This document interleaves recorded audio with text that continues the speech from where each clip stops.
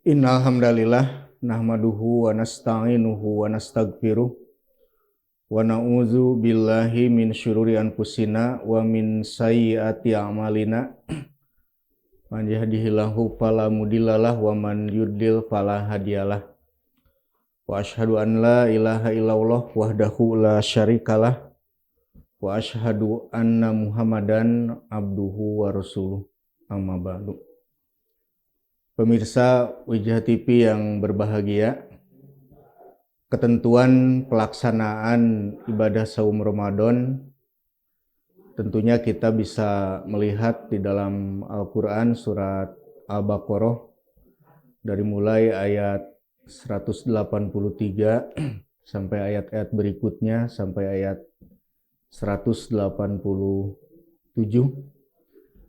dan saum Ramadan merupakan kewajiban dari Allah Subhanahu wa taala, dan Allah telah mengatur bahwa ketika orang meninggalkan saum atau tidak melaksanakan saum dengan alasan yang jelas atau dengan alasan syar'i, maka sudah diatur ada orang yang tidak melaksanakan saum, maka dia harus mengqadha atau mengganti pada waktu-waktu yang lain. Dan juga ada orang yang tidak bisa melaksanakan saum dan dia harus menggantinya dengan melaksanakan fidyah. Ini bisa kita lihat dalam Al-Quran surat Al-Baqarah ayat 184 juga ayat 185 tentang orang-orang yang mengganti atau mengqadha saum, kemudian orang-orang yang membayar fidyah. Artinya ketika tidak melaksanakan saum maka harus ada alasan yang jelas atau harus ada alasan secara syar'i. Nah, sehingga bagaimana dengan orang yang tidak melaksanakan saum dan dia sengaja meninggalkan saum, dia tahu bahwa saum itu merupakan suatu kewajiban tapi dia tidak melaksanakannya. Dan ini dalam sebuah hadis, dalam beberapa riwayat dikatakan, di antaranya dari Abu Hurairah, dia mengatakan Rasul pernah berkata, man aftara yauman min Ramadana min ghairi udrin wala marodin falam yakdihi syamudahri wa in syaumahu. Dalam hadis itu dikatakan bahwa barang siapa yang berbuka atau tidak melaksanakan saum walaupun hanya 1 hari di bulan Ramadan dengan tidak ada alasan apapun, tidak karena ada alasan syar'i, tidak karena ada sakit atau tidak karena sedang bepergian atau ada alasan syar'i yang lain, maka tidak akan cukup kalau dia ingin menggantinya. Maksudnya dari dosa meninggalkan saum itu dengan cara dia saum selama 1 tahun. Jadi kalau orang yang dengan sengaja meninggalkan saum, tidak melaksanakan saum walaupun hanya 1 hari, maka diganti dengan saum 1 tahun tidak akan cukup. Ini menunjukkan betapa besar ancaman bagi orang yang meninggalkan saum dengan tidak ada alasan apapun. Kemudian dalam sebuah hadis diantaranya diriwayatkan oleh Imam Bukhari, ini berkaitan dengan orang yang sedang melaksanakan saum, kemudian dia melaksanakan jima dengan istrinya. Dan ini pernah terjadi di zaman Rasul. Ini dalam hadis dikatakan ketika itu sahabat sedang berkumpul dengan Rasul SAW, kemudian tiba-tiba datang salah seorang, dia dengan tergesa-gesa menghadap kepada Rasul SAW. Dalam suatu hadis dikatakan dia mengatakan halaktu ya Rasulullah. Dalam hadis lain dikatakan ihtaroko. Dia mengatakan wahai Rasul, aku binasa, aku celaka. Dalam hadis lain dikatakan dia mengatakan saya terbakar gitu. Maka Rasul bertanya kepada orang itu, "Malaka, ada apa? Kenapa engkau mengatakan celaka? Kenapa engkau mengatakan terbakar?" Artinya terbakar di sini bahwa dia terbakar api neraka karena sudah melaksanakan suatu dosa. Rasul mengatakan, "Kenapa engkau mengatakan celaka?" Dia mengatakan, "Waqatu imroati wa ana syaimun." Aku telah berhubungan dengan istri saya, telah bercampur dengan istri saya, dan saya sedang melaksanakan saum. Artinya dia sedang melaksanakan saum, kemudian dia melaksanakan hubungan suami istri. Dia melaksanakan jima waktu sedang melaksanakan saum. Maka ini jelas sudah melanggar ketentuan saum. Karena saum itu sendiri kan al-imsaku anil akli wasyurbi wal jima, bahwa saum itu menahan dari makan, dari minum, dan dari berhubungan suami istri. Dan ternyata orang tersebut datang kepada Rasul SAW, dia mengatakan, "Saya celaka karena saya telah melakukan sesuatu yang dilarang di saat saya sedang melaksanakan saum, yaitu saya berhubungan dengan istri saya."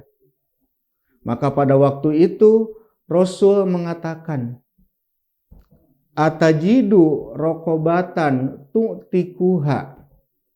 Dan dalam hadis lain dikatakan, "Faharrir rokobatan." Maka untuk mengganti dosa engkau, atau karena untuk mengganti kesalahan engkau melakukan jima di siang hari pada saat saum, maka bebaskanlah hamba sahaya. Itu sebagai kafaroh dalam pelanggaran tersebut. Atau dalam hadis ini Rasul mengatakan, "Apakah engkau mempunyai hamba sahaya yang bisa engkau merdekakan?" Gitu. Jadi Rasul menyuruh untuk kafarohnya, untuk kiparotnya, yaitu memerdekakan hamba sahaya. Maka orang itu berkata, "La, tidak bisa wahai Rasul." Jadi kita bisa bayangkan dengan memerdekakan hamba sahaya itu mengeluarkan biaya yang sangat besar gitu. Bahkan dalam tarikh dikatakan bahwa ketika sahabat memerdekakan hamba sahaya itu biayanya bisa mencapai kurang lebih 100 dirham.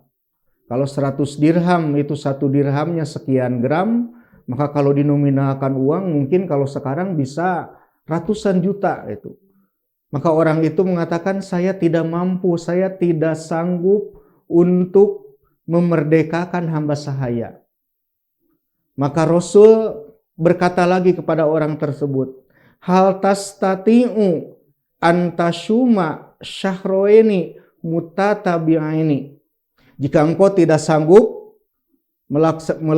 membayar kifaroh dengan cara membebaskan hamba sahaya, maka laksanakanlah saum 2 bulan berturut-turut.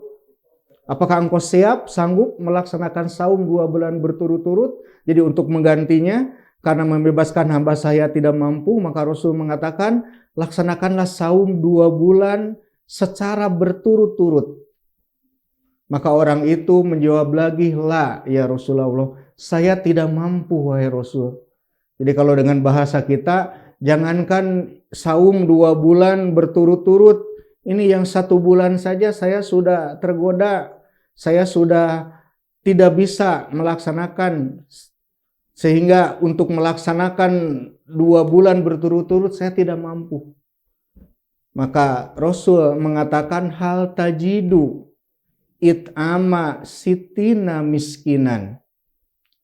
Apakah engkau bisa memberikan makan kepada orang miskin sebanyak 60 orang.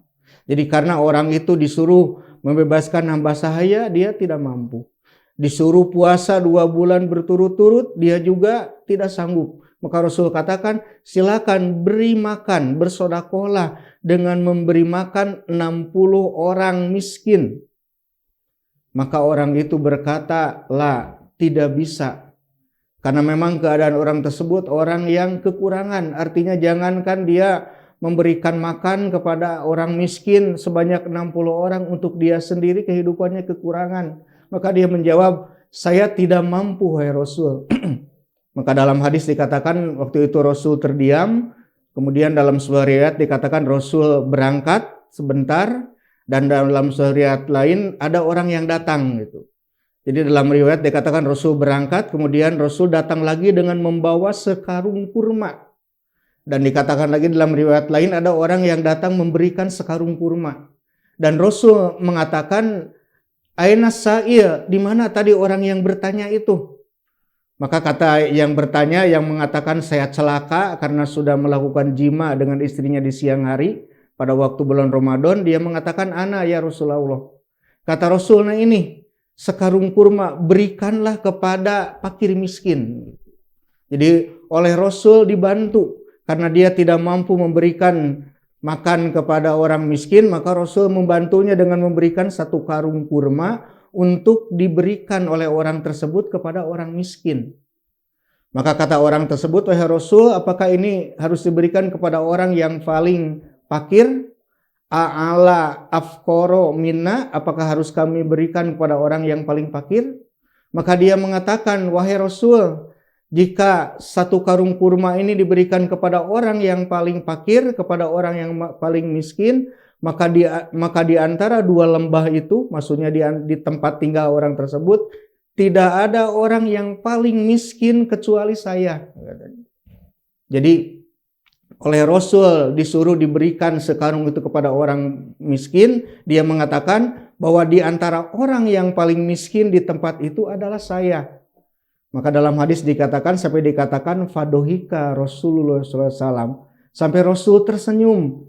Maka kata Rasul, "Hud, ambillah dan berikanlah kepada keluarga kamu." Artinya orang tersebut yang dia sendiri memakannya. Karena memang di tempat tinggalnya, di kampung dia, tidak ada orang yang paling miskin kecuali dia sendiri yang paling miskin.